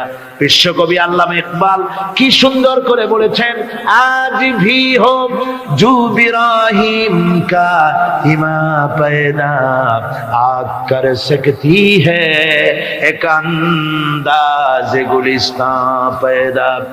ইব্রাহিমের ঈমান যদি আজিও কোথাও হয় বিদ্যমান, করতে পারেন অগ্নিকুণ্ডে খুবসুরত এক গুলিস্তান। আজও যদি আগুনের ভিতরে কোন নমরুদ কোন ইব্রাহিমকে যদি ফেলে দেয়, আল্লাহ রাব্বুল আলামিন আজও আগুনকে ফুলের বাগান বানায়া দিবেন। সুবহানাল্লাহ। কোরআন বোঝা দরকার, ঠিক কিনা ভাই? সেই জন্য কেউ যদি বলেন যে কোরআন বোঝা মাওলানা মৌলবীদের কাজ, আমাদের কাজ না, এই কথা যিনি বলেন তিনি শয়তানের সব থেকে বড় ওয়াসওয়াসার মধ্যে পড়েছেন। কারণ কোরআন বোঝা কঠিন না সহজ, এর জবাব আল্লাহ তাআলা নিজেই দিয়েছেন। কোরআনে কারিমে আল্লাহ তাআলা বলছেন সূরা কামারের মধ্যে 4 জায়গায় আল্লাহ বলেছেন, কি বলেছেন? আল্লাহ রাব্বুল আলামিন বলেন, وَلَقَدْ يَسَّرْنَا الْقُرْآنَ لِلذِّكْرِ فَهَلْ مِن মুদ্দাকির। আল্লাহ তাআলা বলেন, আমি কোরআনে কারীমকে বোঝার জন্য এবং মুখস্থ করার জন্য মানুষের কাছে আমি সহজ করে দিয়েছি। এটা যদি আল্লাহ সহজ না করতেন, তাহলে এত বড় কিতাব মুখস্থ করা এটা কি মানুষের জন্য সম্ভব? বলেন, সম্ভব?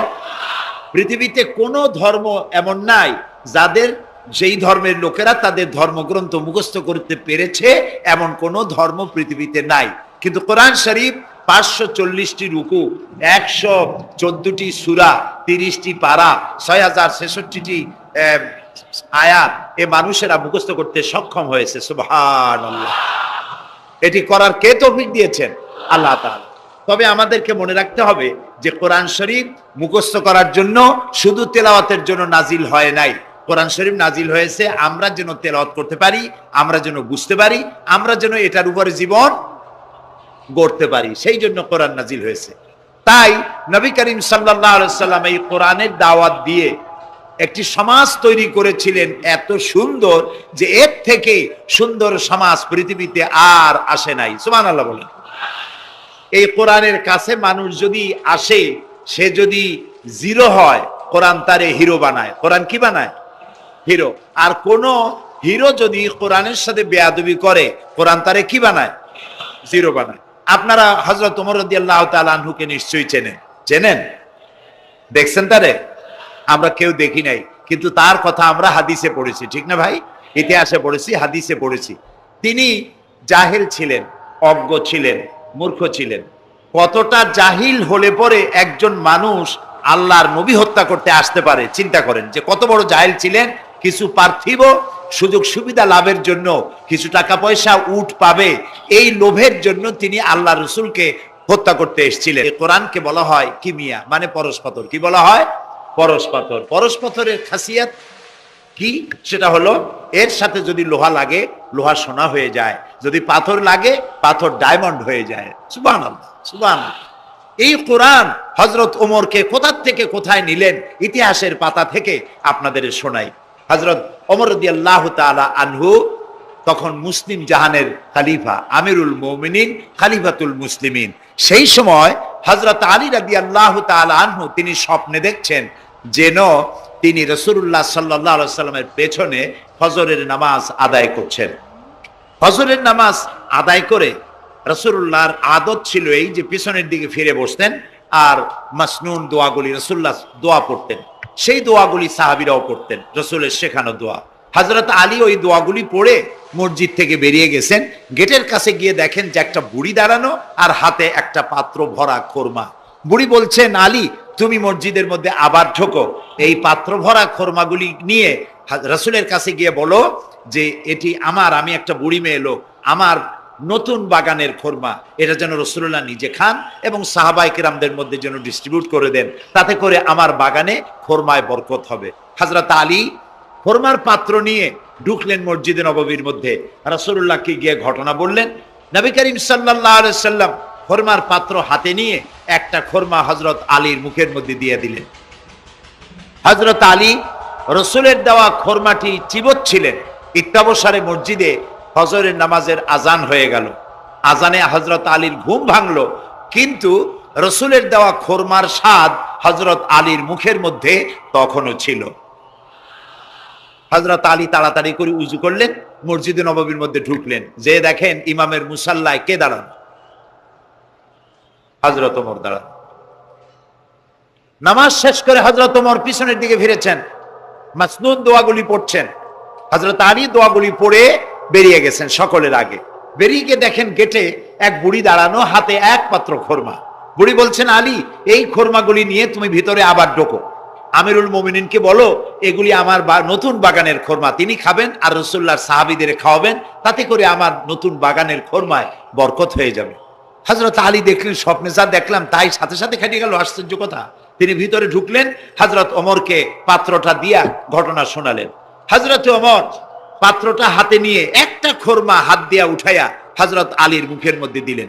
হযরত আলী খোরমা চিবোচ্ছেন আর এক পর্যায়ে গিয়ে বললেন, ইয়া ওমর জিদনি তামরাতান ওখরা, হে ওমর তুমি আমাকে আর একটা খোরমা দাও, এ তো খুব ভালো জাতের খোরমা, খুব লজিজ, খুব মিষ্টি, তুমি আমাকে আর একটা দাও। যদি আমারে একটার বেশি খোরমা দাও তো খোরমায় কম পড়বে না, পাত্রে যা আছে সবাই পাবে, দাও না আমাকে আর একটা। হযরত ওমর রাদিয়াল্লাহু তাআলা আনহু বলছেন, ইয়া আলী লাউ আন্না রাসূলুল্লাহ সাল্লাল্লাহু আলাইহি ওয়াসাল্লাম যাদাক লাজিদনাক। ওয়া আলী স্বপ্নের ভিতরে রাসূলুল্লাহ যদি তোমাকে একটার বেশি খোরমা দিতেন আমিও তোমারে একটার বেশি খোরমা দিতাম। হযরত আলীর চোখ গেছে ছানা বড় হয়ে। তিনি জিজ্ঞেস করছেন, ইয়া ওমর আহিয়া রুইয়া রাইতাহা আম হিয়া গায়বুন আমিত্তালাত আলাই। হে ওমর এটা কি তুমি আমার মতো স্বপ্নে দেখেছো না গায়েব থেকে তোমাকে জানানো হলো? তুমি কেমনে বুঝলা যে স্বপ্নের ভিতরে রাসূলুল্লাহ আমাকে একটা খোরমা দিয়েছিলেন? হযরত ওমর বলছেন, ইয়া আলী ওয়াল্লাহি মা হিয়া রুইয়া ওয়ালা গায়ব। হে আলী এটা স্বপ্ন নয় আর এটা আমাকে গায়েব থেকেও জানানো হয়নি। আসল ব্যাপার কি জানো? ওয়ালাকিন্নাল মুমিনা ইদা আখলাসা কলবাহু ইয়ারা বিনুরিল্লাহ। আসল কথা হলো একজন মানুষ যখন আল্লাহর খাঁটি গোলামে পরিণত হয়ে যায় তখন সে আল্লাহর সাহায্যই দেখতে পায়। এখন দেখুন হযরত ওমর কোথায় ছিলেন আর আল্লাহ তাকে কোথায় এনে দিলেন। রাসূলুল্লাহ বলেছেন, লা নাবিয়্যা বা'দি ওয়ালা রাসূলা, আমার পরে নবীও হবে না রাসূলও হবে না, কিন্তু আমার পরে যদি কেউ নবী হতেন আল্লাহ তাআলা ওমরকে নবী বানাই দিতেন। সুবহানাল্লাহি বিহামদি। এই হযরত ওমরকে অধপতনের অতল তলদেশ থেকে উঠাইয়া বিশ্বের দরবারে সর্বকালের জন্য পরিচিত করায় দিল যে জিনিস, তার নাম হচ্ছে এই কোরআন। নাম কি? কোরআন। আমরা যদি আমাদের ভাগ্যের পরিবর্তন চাই, আমরা কি ভাগ্যের পরিবর্তন চাই? বলেন চাই? ভাগ্যের যদি পরিবর্তন চাই তাহলে কোরআনের কারিমের কাছে আসতে হবে। কোরআনই পারে আমাদের ভাগ্যকে পরিবর্তন করে দিতে। নবী করিম সাল্লাল্লাহু আলাইহি সাল্লাম বলেছেন এটা হচ্ছে সেই কোরআন, এই কোরআন নিয়ে যখন আমি জেনেদের সামনে কোরআন তেলাওয়াত করেছি তখন জেনেরা একথা না বলে পারে নাই, ইন্না সামি'না কুরআনান আজাবা, আমরা একটা আশ্চর্য ধরনের কোরআন শুনেছি। আল্লাহর নবী বলেন, জেনেরা আমার মুখে যখন তেলাওয়াত শুনল, তারা বলল, ইন্না সামি'না কুরআনান আজাবা, আমরা এক আশ্চর্য ধরনের কোরআন শুনেছি।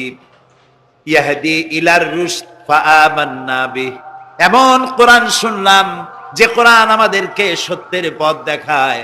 আর কোরআন যখন শুনলাম, আল্লাহর নবী বলেন, জেনেরা ঈমান আনলো আর তারা পড়ে নিল লা ইলাহা ইল্লাল্লাহু মুহাম্মাদুর রাসূলুল্লাহ।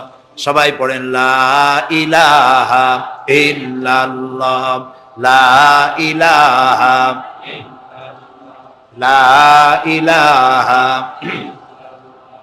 লা ইলাহা ইল্লাল্লাহ, লা ইলাহা ইল্লাল্লাহ।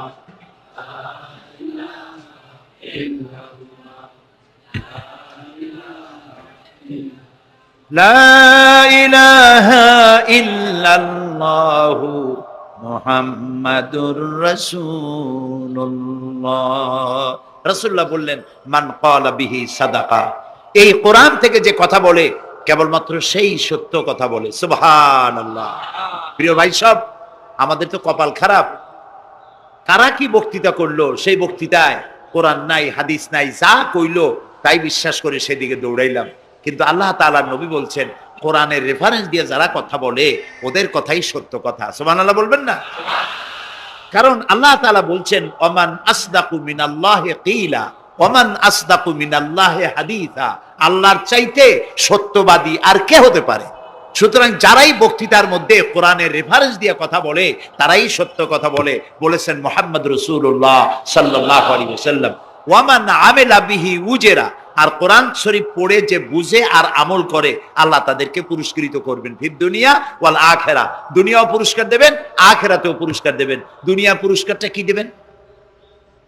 আল্লাহ রাব্বুল আলামিন বলেন, দুনিয়ার পুরস্কারটা শোনো, ফামান তাবিয়া হুদায়া ফালা খাউফুন আলাইহিম ওয়ালা হুম ইয়াহজানুন। যারা এই কোরআনকে মেনে চলবে, কোরআনের অনুসরণ যারা করবে, এর আইন কানুনকে মেনে যারা চলবে, ওদের জন্য কোনো ভয় নাই, ওদের জন্য কোনো চিন্তা নাই। এই ওয়াদা কার? কার ওয়াদা? আল্লাহর ওয়াদা কখনো মিছা হয়? কোনো দিন না। আল্লাহ কোনোদিন ওয়াদা ভঙ্গ করেন? কখনো নয়। তিনি বলছেন, কোরআন যদি মেনে চলো পৃথিবীতে শান্তি পাইবা। দুই রকমের, একটা হলো পৃথিবীতে তোমাদের কোনো চিন্তা থাকবে না, ভয় থাকবে না। চিন্তা থাকবে না কিসের? চিন্তা হয় মানুষের খাওয়া পড়া, শিক্ষা, চিকিৎসা, বাসস্থান, এগুলির চিন্তা হয়। কোরআনের শাসন যদি চালু হয়, ওই যে স্লোগান একটু আগে আপনারা শুনলেন, আল্লাহর আইন চাই আর কি চাই? মুখস্থ হয়েছে না এটা? বলেন না কি চাই? সৎলোকের শাসন চাই। এখন আল্লাহর আইন কোনটা? এই যে কোরআন। কোরআনের আইন যদি হয় আর সৎ লোক যদি ক্ষমতায় থাকে আর কোরআনের আইন যদি চালু হয়, চুরি, ডাকাতি, জেনা, ব্যভিচার, হত্যা, ধর্ষণ ওই সমাজে থাকবে না। সুবহানাল্লাহ। এই যে আমাদেরকে আজ এই কোন দেশ আমাদেরকে সন্ত্রাসী বলে, আসলে ওরা হলো সন্ত্রাসের দাদা। আমরা তো সন্ত্রাসী না। এই পৃথিবীতে মুসলমানরাই সব থেকে বেশি শান্তিপ্রিয়।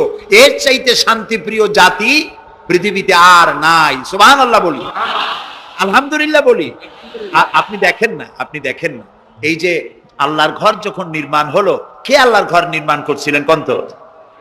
আমাদের জাতির পিতা। কে করেছিলেন? জাতির পিতা কে? এইটা নিয়ে প্যাঁচ লাগাবেন না তো। ভালো করে মনে রাখবেন, এই নিয়ে কোনো পেঁচাপেচি নেই। মুসলমান মিল্লাতের পিতা কে? ইব্রাহিম আলাইহিস সালাম। তিনি আল্লাহর ঘর বানালেন, তিনি রাজমিস্ত্রি হিসেবে কাজ করলেন, আর একজন হেল্পার ছিলেন সাথে, তিনিও পয়গম্বর ছিলেন। কে তিনি? ইসমাঈল আলাইহিস সালাম। বাপ বেটা দুজনে মিলে আল্লাহর ঘর নির্মাণ করে ফেললেন। আর এরপরে তারা দোয়া করলেন। হযরত ইব্রাহিম আলাইহিস সালাম দোয়া করলেন, রব্বি জাল হাদাল বালাদা আমিনান, আয় আল্লাহ তাআলা তুমি এই শহরকে নিরাপত্তার শহর বানাও। নিরাপত্তা হচ্ছে সন্ত্রাসের বিপরীত কথা। আল্লাহ তুমি এই শহরকে নিরাপত্তার শহর বানাও। আল্লাহ কি দোয়া কবুল করছিলেন না করেন নাই? এর সাথে সাথেই দোয়া করেছে, কবুল করেছেন আল্লাহ তাআলা। আল্লাহ তাআলা বলেছেন ওমান দাখালাহু কানা আমিনান, যেই প্রবেশ করবে আমার এই পবিত্র শহরে আমি তাকে নিরাপত্তা প্রদান করব। সুবহানাল্লাহ। আজ আমাদেরকে সন্ত্রাসী যারা বলে তারা দেখুক কোরআনের সব আইন সৌদি আরবিয়ায় নাই। আপনারা বলেন তো পৃথিবীতে অপরাধ প্রবণতা, করাপশন, ক্রাইম পৃথিবীতে সব থেকে কম হয় কোন দেশে? কোন দেশে? কিন্তু কোরআন শরীফের সবটা আইন সেখানে চালু নাই, কিন্তু কিছু আইন চালু আছে, তাতে এত শান্তি, লক্ষ লক্ষ নারী পুরুষ একসাথে ঘোরাফেরা করে হজের সময় একসাথে মুজদালিফায়। এরকম শামিয়ানা নাই, বিল্ডিং নাই, খোলা মাঠে উন্মুক্ত আকাশের নিচে শুয়ে থাকে, বসে থাকে, হাঁটাচলা করে। ১৫০০ বছরের ইতিহাসে নাই যে কোনো নারী সেখান থেকে লাঞ্ছিতা হয়েছে, অপমানিতা হয়েছে। সুবহানাল্লাহ বলবেন না? এটা কোরআন শরীফ। এটা কি? আল্লাহ তাআলা এখানে বলছেন আওয়ালাম ইয়ারাউ আন্না জাআলনা হারামান আমিনান, তোমরা কি দেখতে পাও না যে আমি এই শহরকে কিভাবে নিরাপত্তার শহর বানিয়েছি? যখন পৃথিবীর চতুর্দিকে মারামারি, কাটাকাটি, হত্যা, ধর্ষণ, ছিনতাই সব চলছে গোটা পৃথিবীতে, তখন আমার হারামের দিকে তাকিয়ে দেখো তো কত নিরাপত্তা আমি প্রদান করেছি। সুবহানাল্লাহ। শান্তিপ্রিয়, পৃথিবীতে মুসলমানদের চাইতে শান্তিপ্রিয় আর কোনো জাতি নাই, হতে পারে না। আলহামদুলিল্লাহ বলো। এখন আল্লাহ তাআলা বলছেন যে ফামান তাবিআ হুদায়া ফালা খাউফুন আলাইহিম ওয়ালা হুম ইয়াহজানুন। প্রিয় ভাই, সব কোরআনের কথা বলতে গেলে রাতের পর রাত লেগে যায়, কারণ এক মহাসমুদ্র। এটা কি মহাসমুদ্র? কোরআন। এই কোরআন আল্লাহ তাআলা আমাদেরকে শুধু তেলাওয়াত করতে পাঠান নাই। আমাদের অভ্যাস হয়েছে যে খালি তেলাওয়াত করি, মুখস্থ করি। দেখেন না, রমজান মাস শেষ হয়ে গেলে পরে বন্ধু বান্ধব, আত্মীয় স্বজন সব এক জায়গায় বসে বসে এক একজন গল্প করে, ভাই আমার পুত্রবধূ 13 খতম, আমার বউ 7 খতম, আমার নাতনি 11 খতম, আর আমি এমনি এমনি খতম হয়ে গেছি। প্রিয় ভাই সব, আপনারা বলেন কোরআন শরীফকে এইভাবে শুধু খতম করার জন্য আসছে? আমি কিন্তু আপনাদের কোরআন শরীফ পড়া বা খতম করা নিষেধ করছি না। আমি উদ্দেশ্য বোঝাতে চাচ্ছি আল্লাহ তাআলা এই কোরআনের জন্য নাজিল করেন নাই যে আমরা জ্বলবো আর পড়বো আর বুঝবো না। আচ্ছা ভাই, একটা বইয়ের নাম কোন তো পৃথিবীতে? একটা বইয়ের নাম আমাকে শুনান যে বইটা মানুষেরা না বুঝে পড়ে। পারবেন বলতে? পারবেন না। এমনকি আপনার ছোট্ট বাচ্চা কেজি 1, কেজি 2, কেজি 3-তে পড়ে, বা কি জানি করে নার্সারি গ্রুপে পড়ে, তারেও দেখবেন প্রত্যেকটা শব্দ বানান করিয়া অর্থ সহকারে বুঝে পড়ে। বলেন ঠিক কিনা? কিন্তু কপাল পোড়া মুসলমান জাতি একমাত্র মাজলুম কিতাব, আল্লাহর কিতাব কোরআন শরীফ পড়ে, অথচ কিছু বোঝে না। ঠিক কিনা? আমি যদি এখন জিজ্ঞেস করি যে আপনারা কোরআন বুঝে পড়তে পারেন কয়জন, হাত তোলেন। যদি বলি হাত কি কম বেশি উঠবে না কম উঠবে? সেই জন্য হাত উঠাইতে বললাম না। এটা আমাদের জন্য কপাল পোড়ার লক্ষণ। কি পোড়ার লক্ষণ? বিশ্বাস করুন ভাই, কোরআন শরীফ তাবিজ লেখার জন্য আসে নাই, কোরআন শরীফ ঝুলে ঝুলে আপনি পড়বেন এই জন্য আসে নাই। কোরআন আসছে তেলাওয়াত করবেন, বুঝবেন, আমল করবেন। হাদিস শরীফ এসেছে কোন সাহাবীর এক একটা সূরা শেষ করতে বছরের পর বছর চলে যেত। কারণ কি? কারণ হলো তারা এক একটা আয়াত পড়তেন, বুঝতেন, বাস্তব জীবনে আমল করতেন, আরেকটা আয়াত পড়তেন, বুঝতেন, আমল করতেন, তারপরে আবার আরেকটা পড়তেন, আমল করতেন। এভাবে করে সাহাবীরা কোরআন পড়তেন, বুঝতেন, আমল করতেন। ফলে এই সাহাবীরা যখন বিয়ে শাদী করতেন, সাহাবীরা যখন ব্যবসা বাণিজ্য করতেন, সাহাবীরা যখন কেনা বেচা করতেন, পারিবারিক জীবন যাপন করতেন, হাঁটাচলা করতেন, তখন মানুষেরা বুঝতে পারত, অনুভব করতে পারত যেন জীবন্ত কোরআন শরীফ চলাফেরা করছে। কোরআন যাদের কাছে, তাদের আমলের মধ্যে পরিবর্তন আসতে হবে। তো এরকম একটা বৈপ্লবিক কিতাব যাদের কাছে, তাদের তো আমলের মধ্যে পরিবর্তন আসবে। কি পরিবর্তন আসবে? এরা যদি ব্যবসায়ী হয় ওজনে কম দেবে না। সুবহানাল্লাহ কবেন না? আর এখন আমরা যা করি সুবহানাল্লাহ থুইয়া খালি নাউজুবিল্লাহ কোয়া দরকার। ঠিক কিনা ভাই? মুসলমানের চাইতে এত ওজনে কম দেওয়ার লোক আর আছে কিনা সন্দেহ। ওজনে দেবে কম, খাদ্যে দেবে ভেজাল, সাক্ষী দেবে তো মিথ্যা সাক্ষী দেবে, ওয়াদা খেলাপ করবে, আমানতের খেয়ানত করবে, এরপরে ধার করবে, টাকা শোধ করবে না। ছেলে দিয়ে বলো আব্বা বাড়ি নেই। এখন সে যাইয়া যে টাকা চাইতে আসছে তাহলে বলে যে আব্বা বলছেন আব্বা নাকি বাড়ি নেই। বুঝতে পারছেন কথা? এই হলো মুসলমান। নাউজুবিল্লাহ কোন। এই জন্য আল্লাহ তাআলার নবী বলেছেন ওয়ামান আমেলা বিহি উজরা, যে ব্যক্তি কোরআন পড়বে, আমল করবে, আল্লাহ তাকে পুরস্কার দিবেন। কোথায় কোথায় দেবেন কোন তো? 2 জায়গায় দেবে, ইহকালেও দেবে, পরকালেও দিবে। দুনিয়ার পুরস্কারটা কি? দুনিয়ার পুরস্কারটা হলো যে চিন্তা থাকবে না, আর কোনো ভয় থাকবে না। ভয় থাকবে না কিসের? ভয় থাকবে না যেই সমাজে কোরআন মানা হবে, যেই সমাজের আইনের উৎস হবে কোরআন, ওই সমাজের মধ্যে চুরি, ডাকাতি, জেনা, ব্যভিচার, হত্যা, ধর্ষণ থাকবে না। কাজে ভীতি শূন্য, সমৃদ্ধিপূর্ণ, নিরাপত্তাপূর্ণ একটি সুন্দর সমাজ উপহার দেবে এই কোরআন। সুবহানাল্লাহ। সেই কোরআন আমরা তাবিজ বানাইছি, এটারে গোলাইয়া, এই কোরআন শরীফের পাতা লিখিয়া তারপরে কি জানি কয়, পানির মধ্যে দিয়ে গোলাইয়া এগুলি খাওয়া হয়, মাদুলির মধ্যে ঢুকাইয়া গলার মধ্যে ঝুলানো হয়। দেখেন এই বাংলাদেশে যেসব কোরআন শরীফ ছাপা হয়, এই সব কোরআন শরীফের দুরবস্থা। এটা আছে কিনা আমি জানি না, আলহামদুলিল্লাহ এটা নাই। কোন কোন কোরআন শরীফ যে বাংলাদেশে ছাপা হয়, সেগুলিতে লেখা থাকে সূরায়ে মায়েদার নকশা, সূরায়ে ইউসুফের নকশা, সূরায়ে বনি ইসরাইলের নকশা। এই নকশা লিখা গলায় ঝুলাইলে পেটে ব্যথা ভালো হবে, ওই নকশা ঝুলাইলে মেয়ের বিয়ে হবে তাড়াতাড়ি, এই নকশা ঝুলাইলে যে মেয়েকে পছন্দ করো বিয়ে করতে পারবা তাড়াতাড়ি। নাউজুবিল্লাহ। নকশার মধ্যে আছে কি? নকশার ভিতরে আছে 1293, 1711, 513 হাবি জাবি কতগুলো নাম্বার দিয়া তারপরে লাল কালি দিয়ে দাগ দিয়ে দিয়ে ধান্দাবাজি করা। এরপরে ওই ধান্দাবাজি তাবিজের কোনায় কোনায় লেখে ইয়া জিব্রাইল, ইয়া মিকাইল, ইয়া ইসরাফিল, ইয়া আজরাইল। উপরে লেখে ইয়া বদুহ, নিচে লেখে ইয়া বদুহ। আমি একজন তাবিজ লেখককে জিজ্ঞেস করলাম, ভাই ইয়া আজরাইল ইয়া মিকাইল তো বুঝলাম, ইয়া বদুহ কি? কয়েছে হুজুর আমি নিজেও বুঝি না বদুহ কি। এই হলো তাবিজ। এই তাবিজ লেখার জন্য আল্লাহ তাআলা কোরআন নাজিল করেন নাই। কথা কি বুঝে আসছে? তাবিজের জন্য আসে নাই, তদবিরের জন্য আসে নাই, শুধু পড়ব এজন্য আসে নাই। কোরআন এসেছে বোঝার জন্য, তেলাওয়াতের জন্য, বোঝার জন্য, কোরআন অনুযায়ী জীবন গড়ার জন্য।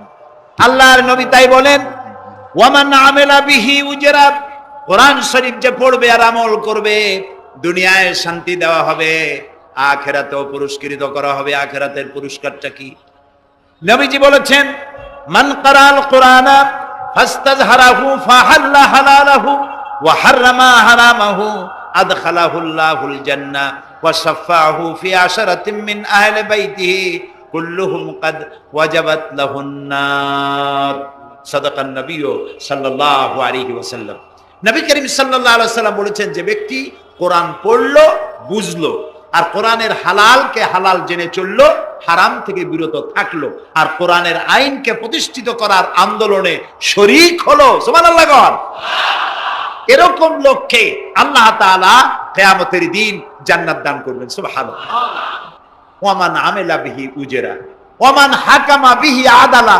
এই কোরআন শরীফ দিয়ে যে বিচার করবে, আল্লাহ তাআলা বলছেন সেই করবে কেবলমাত্র জাস্টিস, জাস্টিস, ইনসাফ কায়েম করতে পারবে, যে কোরআন দিয়ে বিচার ফয়সালা করবে। আমাদের দেশে এই যে কোর্ট কাছারি আদালত আছে, এই কোর্ট কাছারি আদালতগুলি কোরআন দিয়ে যদি বিচার করতেন, সেটা ইনসাফ হতো। যেহেতু ইনসাফ, আল্লাহর চাইতে ইনসাফগার আর কেউ নাই। আছে কি বলেন? নাই। এখানে ধরুন একজন মানুষ যদি একজনের একটা ঠ্যাং ভাঙিয়ে ফেলাই দিল, তাহলে বিচার কি হবে? ব্রিটিশ ল যেটা আছে, বাংলাদেশ পেনাল কোড যেটা আছে, এই পেনাল কোডে বলা হবে যে সলিমউদ্দিন ঠ্যাং ভাঙছে বসিরউদ্দিন, যে ভাঙছে তার জন্য শাস্তি এই হবে 6 মাসের জেল, 2000 টাকা জরিমানা করে দিবে। এখন আপনি বলেন, বিচার মাপে কি দিয়া? ইনসাফের প্রতীক কি? ইনসাফের প্রতীক দাড়িপাল্লা। এই দাড়িপাল্লায় এখন আপনি ওজন দেন ইনসাফ। ঠ্যাং ভাঙছে কার? সলিমউদ্দিন, তার ভাঙ্গা ঠ্যাং এক পাশে থন, এক পাল্লা। আর বসিরউদ্দিন ভাঙছে ঠ্যাং, সেই কারণে তার 2000 টাকা জরিমানা আর 6 মাসের জেল আর এক পাল্লায় রাখেন। এবার দাড়ি ধরে টান দেন, সমান হবে? যদি 50,000 টাকা জরিমানা হয় আর 6 বছরের জেল হয়, তাও কি সমান হবে? হবে না। সমান হবে কি হলে? সমান হবে ওই সলিমউদ্দিন ভাঙ্গা ঠ্যাং এক পাল্লায় দাও, আর যে ভাঙছে তার নাম কি? বসিরউদ্দিন। বসিরউদ্দিন কেউ যদি থাকেন রাগ করবেন না, আমি একটা দৃষ্টান্ত দিচ্ছি। এখন ওই বসিরউদ্দিন ভাঙ্গা, তার একটা ঠ্যাং ভাঙ্গিয়া যদি এই পাল্লায় রাখেন, এখন যদি টান দেন, তাহলে সমান হবে কিনা বলুন? এটা হচ্ছে কোরআন। এই কোরআন বলছে পায়ের বদলে পা, হাতের বদলে হাত, নাকের বদলে নাক, চোখের বদলে চোখ, জানের বদলে জান। সুবহানাল্লাহ। এটা ইনসাফ। এই ইনসাফ হচ্ছে কোরআনের দেওয়া ইনসাফ। সুতরাং আল্লাহ তাআলা নবী বলছেন ওমান হাকামা বিহি আদালা, যে ব্যক্তি এই কোরআন দিয়ে বিচার ফয়সালা করবে, যে ব্যক্তি, যে পরিবার, যে সমাজ, তারা ইনসাফ কায়েম করতে পারবে। যেহেতু আল্লাহর চাইতে ইনসাফগার পৃথিবীতে আর কেউ নাই, আকাশেও নাই, জমিনেও নাই। রাসূলুল্লাহ বলছেন ওয়ামান দা ইলাইহি হুদিয়া ইলা সিরাতিল মুস্তাকিম, যে ব্যক্তি কোরআনের দিকে মানুষকে দাওয়াত দেয়, সেই একটি সহজ সরল রাস্তার দিকে দাওয়াত দেয়, যে রাস্তার শুরু পৃথিবী থেকে আর রাস্তার শেষ জান্নাতুল ফেরদাউসে গিয়া। সুবহানাল্লাহ। এটা হচ্ছে সেই কোরআন। বুঝতে না পারার কারণে আমরা বিপদে পড়েছি। প্রিয় ভাই সব, আপনারা আছেন কষ্টে, বসেছেন পানির মধ্যে, আছেন দাঁড়াইয়া, মাথার উপরে ছেঁড়া সামিয়ানা বিরক্ত করছে। আমি লম্বা করতে চাই না, অল্পের মধ্যে ছেড়ে দেই যাতে করে আপনাদেরও সুবিধা হয়, কষ্ট না হয়।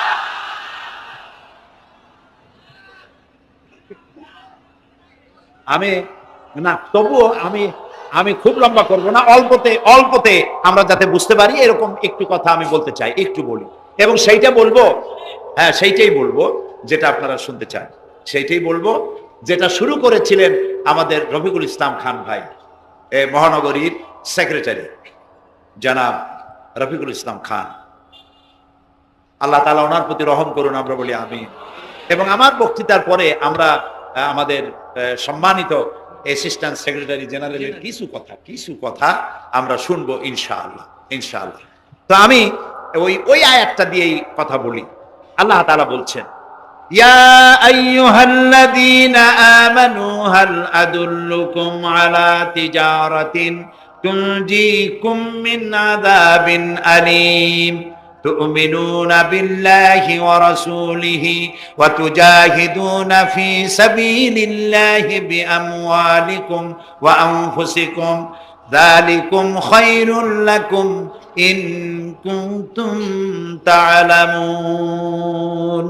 হে বিশ্বাসীরা, তোমরা যারা ঈমান এনেছো শোনো, হাল আদুল্লুকুম আলা তিজারাতিন, আমি কি তোমাদেরকে এমন একটি ব্যবসার কথা বলবো না যে ব্যবসায় তোমাদেরকে জাহান্নামের কঠিন শাস্তি থেকে তোমাদেরকে রক্ষা করবে?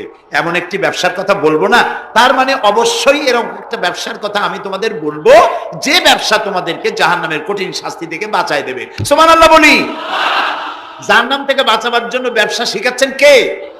আল্লাহ। এবার দেখেন, ব্যবসা এটা করলে লাভও আছে, নোকসানও আছে, ঠিক না? বলেন আছে কিনা? লস এন্ড প্রফিট এর মধ্যে থাকবেই। কিন্তু আল্লাহ রাব্বুল আলামিন বলেন, আমার সঙ্গে যে ব্যবসা করবে ওই ব্যবসাটা হচ্ছে তিজারাতান লান তাবুর। আমার সাথে যে ব্যবসাটা করবা এই ব্যবসায় কোনো নোকসান নাই, শুধু লাভ লাভ আর লাভ। কে বলতেছেন এরকম একটা ব্যবসা করবেন? আমি জানি আমরা লাভের ব্যাপারে খুব আছি, নোকসানে আমরা কেউ নাই। মানুষ লেখাপড়া জানুক আর না জানুক, লাভ যেখানে সেখানে মানুষ ছাপ দেয় তাড়াতাড়ি। ওই যে বলে না যে এই হিসাব না জানলে কি হবে, কম দিলে টের পায়। আমরা লাভ খুব ভালোই বুঝি, এই জন্য এটা কোরআনও নয় হাদিসও নয়, একটি রূপক কথা। এক ব্যবসায়ী নেকে কিয়ামতের দিন হাজির করা হবে, ফেরেশতা তাকে বলবে যে আল্লাহর বান্দা, তোমার পাপ আর পুণ্য, ন্যাক আর বদ এই দুটি সমান সমান হয়ে গেছে, 50-50, এখন কোন জায়গায় যাবা? কও বেহেশতে যাবা না দোজখে যাবা? ব্যবসায়ী লোকটা কিছু জানে না, সে কয় যে ফেরেশতা ভাই, আমি তো দোজখও চিনি না, বেহেশতও চিনি না, সারা জীবন ব্যবসা করছি, যে জায়গায় গেলে আমার 2 টাকা লাভ হয় ওইখানে আমার পাঠাবো। মানুষ লাভ খুব ভালো বোঝে এবং লাভের দিকে মানুষ ঝোঁকে বেশি। এই জন্য আল্লাহ তাআলা বলছেন হাল আদুল্লুকুম আলা তিজারাতিন তুনজিকুম মিন আযাবিন আলিম, যেটা লাভ আর লাভ। আমার সাথে ব্যবসা করো, শুধু লাভ হবে। তো এই ব্যবসার মধ্যে পুঁজি হলো 3টা। ব্যবসার মধ্যে পুঁজি কয়টা? 3টা। আল্লাহ রাব্বুল আলামিন বলেন তুমিনুনা বিল্লাহি ওয়া রাসূলিহি ওয়া তুজাহিদুনা ফি সাবিলিল্লাহ। 3টি পুঁজি। একটি হলো আল্লাহর প্রতি ঈমান, রাসূলের প্রতি ঈমান এবং আল্লাহর রাস্তায় জিহাদ করা, মাল দিয়া জান দিয়া। এই কয়টা হলো? 3টা। চলুন এই 3টি কথার ব্যাখ্যা করে তারপরে মোনাজাত করব সংক্ষেপে, যেন আমরা আল্লাহর সাথে ব্যবসাটা শুরু করতে পারি আজকে থেকেই। আল্লাহ যেন তৌফিক দেন, বলেন আমিন। 1 নম্বর হচ্ছে তুমিনুনা বিল্লাহ, আল্লাহর প্রতি বিশ্বাস, আল্লাহর প্রতি ঈমান। বলেন আল্লাহর প্রতি ঈমান। এখন আপনারা বলবেন যে এটা তো কোনো নতুন কথা হইলো না, আল্লাহর প্রতি ঈমান আনছি, যদি ঈমানই না থাকতো তাহলে কি বৃষ্টির মধ্যে এই পানির মধ্যে আমরা কি বসে থাকতাম? 100% সত্য কথা। ঈমান না থাকলে কেউ আসতেন না, আর এই পানির মধ্যে ঝড়ের মধ্যে বাঁশ ভাঙ্গে মাথায় পড়তে পারে এই ঝুঁকি নিয়ে বসতেন না। ঠিক কিনা ভাই? আমরা সবাই ঈমানদার। তবে আল্লাহর উপর ঈমান আনতে হলে 4টি শর্ত লাগে। কয়টি শর্ত? 4টি শর্ত ফুলফিল করলে আল্লাহর উপর ঈমান এনেছি বলে প্রমাণিত হবে। নইলে আল্লাহ আছে একথা নুরা পাগলাও বলছে। নুরা পাগলার বলা আর আপনার আমার বলা এটা তো এক হওয়ার কথা না, ঠিক কিনা বলে? তা আল্লাহর উপর ঈমান আনতে হলে শর্ত কয়টা? 4টে। 1 নম্বরের শর্ত হলো আল্লাহর জাত সম্পর্কে স্বীকার করে নেওয়া, আল্লাহর অস্তিত্ব, আল্লাহ আছেন এটা মেনে নেওয়া। তো আল্লাহ আছেন এ ব্যাপারে আমাদের কোনো দ্বিমত নাই, ঠিক না? এবং কোরআনে কারীমের ছোট্ট একটি সূরায় আল্লাহ তাআলা তার নিজের জাত সম্পর্কে এভাবে বলেছেন, কুল হুয়াল্লাহু আহাদ। আমরা জানি না এই সূরা? পড়েন, কুল হুয়াল্লাহু আহাদ আল্লাহুস সামাদ লাম ইয়ালিদ ওয়া লাম ইউলাদ ওয়া লাম ইয়াকুন লাহু কুফুয়ান আহাদ। আল্লাহ তাআলা বলেন, বলো হে নবী আপনি বলুন আল্লাহ এক এবং একক, তিনি কারো মুখাপেক্ষী নন, তিনি কাউকে জন্ম দেন নাই, তাকেও কেউ জন্ম দেয় নাই। দুনিয়া এই আকাশ এবং জমিনে তার সমকক্ষ কেউ নাই। তিনি এক, তিনি একক, তিনি ছিলেন, তিনি আছেন এবং তিনি থাকবেন। লাইসা কামিসলিহি শাইউন, তার মতো কেউ নাই। তবে প্রশ্ন ওঠে আল্লাহ আছেন কোথায়? এরকম একটা প্রশ্ন করা যেতে পারে, আল্লাহ কোথায় আছেন? বলতে পারবেন কোথায় আছে? এটি নিয়ে বিভ্রান্তি আছে মানুষের মধ্যে। কেউ বলেন আল্লাহ সদা সর্বত্র বিরাজিত, সব জায়গায় তিনি আছেন। এই কথাটি সত্য নয়। আল্লাহর যদি সব জায়গায় থাকা লাগে তাহলে পৃথিবীর মধ্যে ভালো জায়গাও আছে, খারাপ জায়গাও আছে। আছে না খারাপ জায়গা? আমি সেসব জায়গার নাম নিলাম না, আপনারা বুঝে নেন। তাহলে আল্লাহ সব জায়গায় থাকলে এই কথা যদি সত্য হয় তাহলে এটি অত্যন্ত বেয়াদবিমূলক কথা, এ কথা ঠিক না। আল্লাহ আছেন কোথায়? আল্লাহ নিজেই বলছেন তিনি কোথায় আছেন। কোরআনে কারীমে রব্বুল আলামিন তিনি কোথায় আছেন একথা তিনি নিজেই বলে দিয়েছেন, আর রাহমানু আলাল আরশিস তাওয়া। আল্লাহ তাআলা আরশের উপরে আছেন, সুবহানাল্লাহি ওয়া বিহামদিহি। এবং প্রত্যেক রাত্রে তিনি শেষ রাত্রে প্রথম আকাশে আসেন, নবী করিম সাল্লাল্লাহু আলাইহি সাল্লাম বলেছেন। প্রিয় ভাই সব, তো আল্লাহ তাআলা সদা সর্বত্র বিরাজমান যে কথাটা বলা হয় এটা আক্ষরিক অর্থে ওরকম না, এটা ব্যাখ্যা সাপেক্ষে কথা। আল্লাহ সদা সর্বত্র সব জায়গা সম্পর্কে ওয়াকিফাল, তিনি সব জানেন, সব দেখেন। তিনি সামিউন, তিনি বাসিরুন, তিনি দেখতে পান, তিনি শুনতে পান। আপনার আমার দেখার মধ্যে কোনো বাধা, প্রাচীর, অবস্ট্রাকশন কিছু একটা থাকতেই পারে। আল্লাহর দেখার মধ্যে কোনো বাধা নাই। অন্ধকার রাতেও দেখেন, কুয়াশাচ্ছন্ন হলেও দেখেন, মেঘের মধ্যেও দেখেন, তার দেখায় কোনো বাধা নাই, তার শোনায় কোনো বাধা নাই। এমন কি মহাসাগরের অতল তলদেশে ছোট্ট পাথরের গায়ে লাগানো একটি ছোট্ট পোকা, যাকে মাইক্রোস্কোপ যন্ত্র থাক ছাড়া দেখা যায় না, এমন ছোট্ট সূক্ষ্ম একটি পোকাও যদি, ক্ষুদ্রাতি ক্ষুদ্র একটি পোকাও যদি পেটের জ্বালায় অথবা ক্ষুধার জ্বালায় চিৎকার মারে, কেউ শুনতে পায় না। আরশের মালিক আল্লাহ রব্বুল আলামিন তা শুনতে পান। এ হচ্ছে আল্লাহ, তিনি সব শুনতে পান, সব দেখতে পান। তার জাত সম্পর্কে স্বীকার করে নেওয়া, মেনে নেওয়া, তিনি আছেন, তার শক্তি সহকারে তাকে মানা। আমরা যে কোনো জিনিস বিশ্বাস করি তার শক্তি সহকারে বিশ্বাস করি। বাতাসকে বিশ্বাস করি, প্রচন্ড বেগে বয়ে গেলে আমাদের মাথার উপরে যা আছে ভেঙে চুরে সব শেষ করি ভালো, এভাবে বিশ্বাস করি। পানিকে বিশ্বাস করি, সে চুবায়ে মারতে পারে, ডুবায়ে মারতে পারে, পানি চুবানো ভিজানো এ শক্তি পানির আছে। আমরা আগুনকে বিশ্বাস করি, জ্বালিয়ে পুড়িয়ে ছাই করে দিতে পারে, এভাবে আগুনের শক্তি সহকারে বিশ্বাস করি। সাপকে বিশ্বাস করি, বাঘকে বিশ্বাস করি, দংশন করলে, থাবা মারলে কাম সারা। পয়জনকে বিশ্বাস করি, খাইলে পরে মরে যেতে পারি, শক্তি সহকারে বিশ্বাস করি, ঠিক না? এখন আল্লাহরে বিশ্বাস করি, এই কথা শুধু বললেই হবে না, আল্লাহকে বিশ্বাস করতে হবে তার গুণ সহকারে। সেই জন্য 4টি শর্তের 1 নম্বর শর্ত হলো আল্লাহর অস্তিত্বকে মানা। 2 নম্বরের শর্ত হচ্ছে আল্লাহর গুণাবলীকে স্বীকার করা, মেনে নেওয়া। আল্লাহর গুণাবলী কি? কোরআন শরীফে আল্লাহর অনেকগুলি নাম আছে। আল্লাহ এ হচ্ছে ইসমে জাত। আল্লাহ এটা কি? ইসমে জাত, আসল নাম কি? আল্লাহ। বলেন সবাই, আল্লাহ নয় কিন্তু, আল্লাহ এটা অশুদ্ধ, বলার সময় মুখটা গোল হয়ে যাবে। আল্লাহ, বলেন সবাই আল্লাহ। কি মধুর নাম, সুবহানাল্লাহ, সুবহানাল্লাহ। আল্লাহ নিজেই বলেছেন ওয়ালাহুল আসমাউল হুসনা, আল্লাহ রয়েছে সুন্দর সুন্দর নাম। 99টি নামের কথা কোরআনে কারিমে আল্লাহ তাআলা নিজেই বলেছেন, সুবহানাল্লাহ। এখন ওই নামগুলিকে বলা হয় সিফাতি নাম, অর্থাৎ গুণবাচক নাম। এই গুণ সহকারে তাকে স্বীকার করতে হবে। তিনি রাজ্জাক, খেতে দেওয়ার মালিক কে? আল্লাহ। তিনি রব, সৃষ্টি করেন।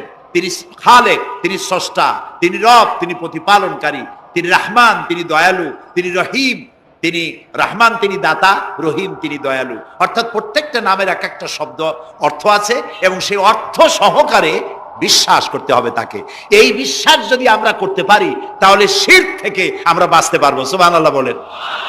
আচ্ছা বলেন তো, সন্তান দেওয়ার মালিককে, সন্তান না দেওয়ার মালিককে, হায়াতের মালিককে, মওতের মালিককে, খেতে দেওয়ার মালিককে, কষ্ট দেওয়ার মালিককে, কষ্ট থেকে বাঁচাবার মালিককে, সবকিছুর মালিককে, এইভাবে আমরা কি বিশ্বাস করি?